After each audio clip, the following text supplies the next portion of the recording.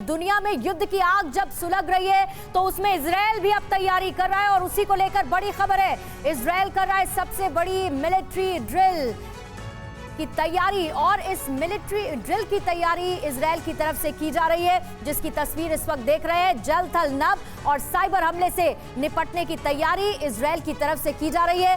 4 हफ्ते की एक्सरसाइज है और आईडीएफ की सभी यूनिट्स को इसमें शामिल किया गया है। कई मोर्चों पर एक साथ जवाबी कार्रवाई का अभ्यास किया जा रहा है, यानी जल थल नभ कैसे किसी भी खतरे से निपटा जाए, ये एक मिलिट्री ड्रिल जिसकी तैयारी में इजराइल।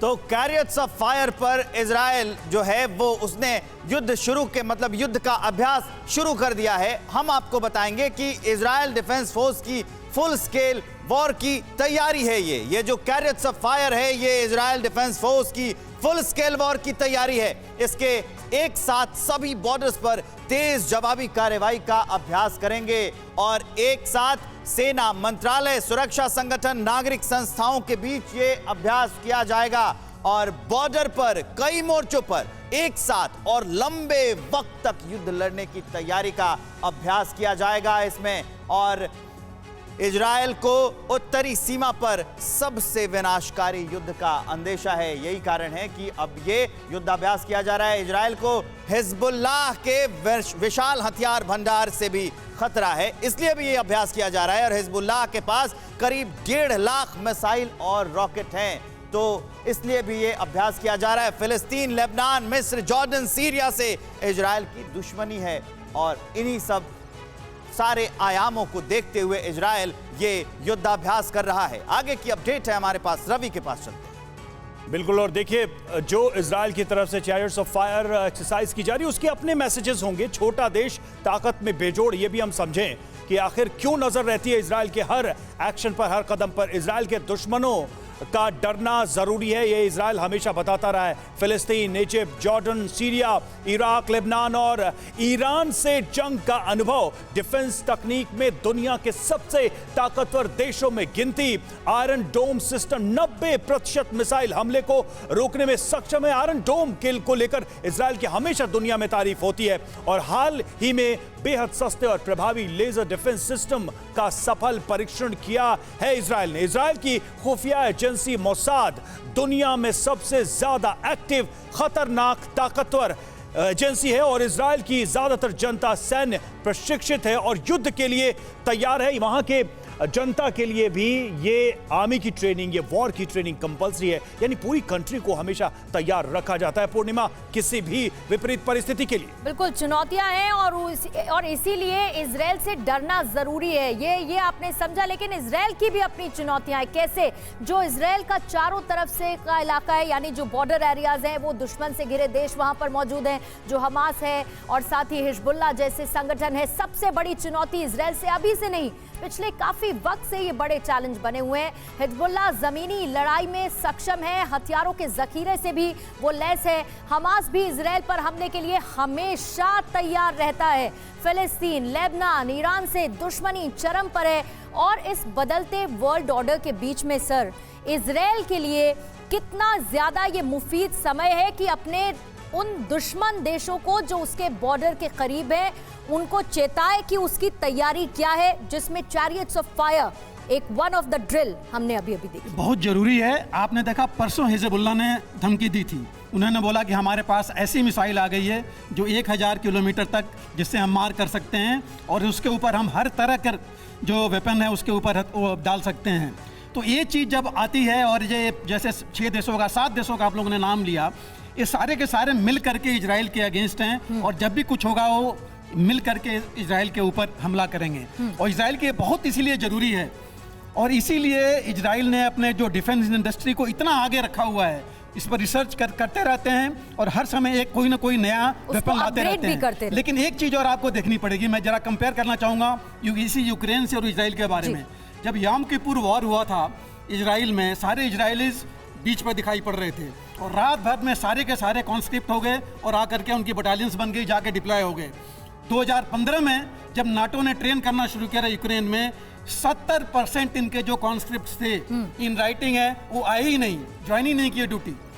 तो बहुत फर्क है लेकिन इजराइल में और एक यहाँ चीज पर। हमें यह भी देखनी पड़ेगी कि यूक्रेन पर रूस के इस तरह के आक्रमण की कल्पना कोई नहीं कर रहा था।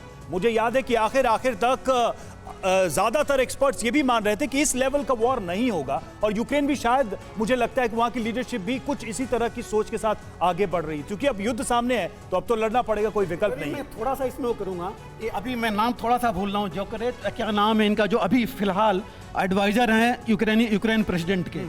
उन्होंने 2017 में, रिकॉर्डेड है, मैंने पढ़ा है, 2017 में ये बोला था कि 2022, 2024 और 2026 में युद्ध हो सकता है। और ये बेस किस पर था? 2017-18 जब उन्होंने 16 से नाटो के साथ ट्रेनिंग करना शुरू किया, तभी से। और एक चीज और ऐड करना चाहूंगा आपको, छोटा सा, जो पहले हम डिस्कस करते हैं डोनेट्स्क के ऊपर, डोनबास के ऊपर, जो अभी रशिया ने बोला है कि ये इजरायली हमें रो रहे हैं। 16 फरवरी को इसी साल में, उस समय भी ये यूक्रेनियन आर्मी ने वहां पर किया था। अगली खबर की तरफ बढ़ेंगे। रूस से सीधे टकराव से बचने के लिए यूएस का बड़ा फैसला, यूक्रेन को इंटेलिजेंस शेयरिंग पर अमेरिका ने रोक लगाई है। रूसी जनरल्स की लोकेशन की जानकारी नहीं दी जाएगी। रूसी इलाकों में हमले के लिए भी इंटेलिजेंस नहीं देगा यूएस। अमेरिकी अधिकारियों के हवाले से वॉशिंगटन पोस्ट की खबर यह सामने आई है। बड़ा फैसला एक तरीके से अमेरिका का। तो अब आए भी तो क्या है, पहले तो खबर आई थी कि उन्होंने इंटेलिजेंस इनपुट शेयर करके मॉस्को पर हमला करा दिया। तो हम आपको बताते हैं कि रूस से जो सीधी टक्कर है, क्या उसमें बाइडेन को डर है? कैसे यूक्रेन को इंटेलिजेंस शेयर करने पर अमेरिकी रोल बैक से ये सवाल उठ रहे हैं। कौन कौन से सवाल उठ रहे हैं? सवाल ये कि क्या रूस से डरने लगा है बाइडेन का प्रशासन? दूसरा बड़ा सवाल ये कि अमेरिका को न्यूक्लियर अटैक का डर सता रहा है क्या? और तीसरा बड़ा सवाल यह कि रूसी जनरलों की मौत में यूएस इंटेलिजेंस पर न्यूयॉर्क टाइम्स की रिपोर्ट है, उसमें यह बताया गया कि मॉस्को डूबने के पीछे भी अमेरिकी भूमिका की रिपोर्ट आई थी। ऐसा कहा गया था कि अमेरिका ने ही वो इंटेलिजेंस शेयर की थी और इंटेलिजेंस लीकेज पर बाइडेन ने अफसरों को फटकारा था। और अमेरिका नहीं चाहता कि यूक्रेन युद्ध रूस और अमेरिका के बीच प्रॉक्सी वॉर बने। ये सारे कारण थे और यूएस ने यूक्रेन को रूसी कमांडर्स और यूक्रेन बॉर्डर के बाहर इंटेलिजेंस शेयर करने पर रोक लगाई है। तो मैं अंशु मैम के पास जाना चाहता हूं। अंशु मैम, ये बताइए कि अब अगर आप रोक भी लगा रहे तो क्या उसके तो 3 वॉरशिप बर्बाद हो गए। आरोप तो साफ साफ सामने आया। उन्होंने कहा था कि हाँ, मॉस्को की जो लोकेशन थी वो यूएस इंटेलिजेंस ने यूक्रेन को दी थी और यूक्रेन ने उसको धड़ाम कर दिया। निश्चित तौर पर विवेक, ये हमें समझना होगा कि अब इतना बड़ा नुकसान रशिया का करवा के यदि अब अमेरिका इस बात को कह रहा है कि हम अपना जो हमारी जो संचार व्यवस्था है वो हम साझा नहीं करेंगे यूक्रेन के साथ, तो इसके पीछे रीड बिटवीन द लाइन ये है कि अब तक वो अपनी संचार प्रणाली साझा कर रहा था यूक्रेन के साथ। हमें ये भी समझने की जरूरत है। और बाइडेन जिस तरह के नेता हैं वो ट्रंप की तरह नहीं है, वो सीधे खुल के सामने नहीं आके खड़े हो रहे हैं। एक लाइन में ऐड करता हूं। लेकिन विवेक, एक मिनट, जो एलन मस्क का नाम आया था, वो जो पिछले अपने बुलेटिन में चर्चा कर रहे थे, जब यूक्रेन का जो इंटरनेट सिस्टम है रशिया ने ध्वस्त कर दिया था तो उन्होंने स्टारलिंक अपना खोल दिया था। मतलब वहां के उद्योगपति भी मदद कर रहे हैं। बिल्कुल। और ये तमाम जो घटनाएं हो रही हैं और जिस तरह से सामने आके जो संदेश दिए जा रहे हैं, हर एक संदेश के पीछे एक कूटनीतिक संदेश छुपा हुआ है जो हमें समझने की और डिकोड करने की जरूरत है। ठीक है, कहीं ना कहीं ऐसी घोषणाओं पर भी बहुत सारे सवाल उठते रहे हैं कि क्या वाकई में सच्चाई है इसमें या फिर अब स्ट्रैटेजी बदली गई। और देखिए, फिनलैंड आज बताएगा नेटो में जाने का फैसला। फिनलैंड के राष्ट्रपति साउली निनेस्टो बताएंगे अपना फैसला। स्वीडन भी जल्द नेटो में जाने पर फाइनल फैसला करेगा। नेटो की सदस्यता को लेकर अचानक से एक नई होड़, नई रेस शुरू हो गई है और युद्ध की शुरुआत इस बात से हुई थी कि कोई भी यूरोपीय देश नेटो में जाने की हिमाकत न करे। लेकिन अब एक अलग बहस यूरोप में चल रही है, पूर्णिमा, कि कौन कौन से देश नेटो में जा सकते हैं। बिल्कुल, हालांकि इससे पहले दोनों ही देशों का यह बयान आ चुका है कि वो नेटो में शामिल होना चाहते हैं। लेकिन देखिए, फाइनल फैसला क्या होगा उस पर आज मोहर लग जाएगी। और स्वीडन फिनलैंड को अल्टीमेटम किस तरह से है उसकी डिटेल्स देखिए आने वाले दिनों में, क्योंकि स्वीडन और फिनलैंड पर एक बड़ा खतरा मंडरा रहा है। अगर फैसला वो लेते हैं तो बड़ा फैसला क्या है कि वो नेटो की मेंबरशिप के लिए अप्लाई करे या नेटो में शामिल हो जाए। स्वीडन पर अटैक की तैयारी कर रहा है रूस, ये रिपोर्ट सजेस्ट करती है। स्वीडन फिनलैंड में बड़े साइबर अटैक भी रूस कर सकता है और नेटो मेंबरशिप पर स्वीडन फिनलैंड को पहले ही चेतावनी रूस की तरफ से दी जा चुकी है। 2 साल के अंदर स्वीडन फिनलैंड की बर्बादी का प्लान क्या पुतिन ने तैयार कर लिया है। किसी भी वक्त नेटो सदस्यता के लिए अप्लाई कर सकते हैं। ये दोनों देश और नेटो से नजदीकी के साथ साथ रूसी अटैक का खतरा भी दोनों देशों के लिए बढ़ता जा रहा है और बहुत जल्द न्यूक्लियर हथियारों की तैनाती भी रूस कर सकता है। यानी 4 कदम आगे बढ़ते हुए ये है तैयारी पुतिन की। राठौर सर, पुतिन की इस तैयारी के बीच में और स्वीडन फिनलैंड की तैयारी, आप ये बताइए कि कहां तक और मामला गहराएगा इन द सेंस कि अगर स्वीडन फिनलैंड ये फैसला ले लेते हैं कि वो नेटो में शामिल होना चाहते हैं, कितनी इसमें परसेंटेज चांसेस ये हैं कि वो बन जाएंगे नेटो के मेंबर? बोरिस जॉनसन का उनका दावा करना क्या काफी होगा? सर आप अच्छा मेरे से आपने राठौर सर बोला था ये देखिए मोर और लेस ये फैसला हो चुका है। ब्रिटेन का जो स्टैंड आया है एक सिक्योरिटी एग्रीमेंट से स्टार्ट हुआ है ये, और ये कल्मिनेट होगा नेटो एग्रीमेंट में। और रशिया साइकोलॉजिकल वॉरफेयर के अलावा और कुछ नहीं कर पाएगा क्योंकि रशिया के पास सैन्य क्षमता नहीं है कि वो फिनलैंड और स्वीडन के ऊपर अटैक बोल दे। साइबर अटैक की पॉसिबिलिटी, स्पेस वॉरफेयर और इलेक्ट्रॉनिक वॉरफेयर। लेकिन सर, जब इस तरह के वॉर में हमने ये भी देखा है कि एक लेवल के बाद प्रिडिक्ट करना मुश्किल है कि वॉर किस दिशा में जाएगा।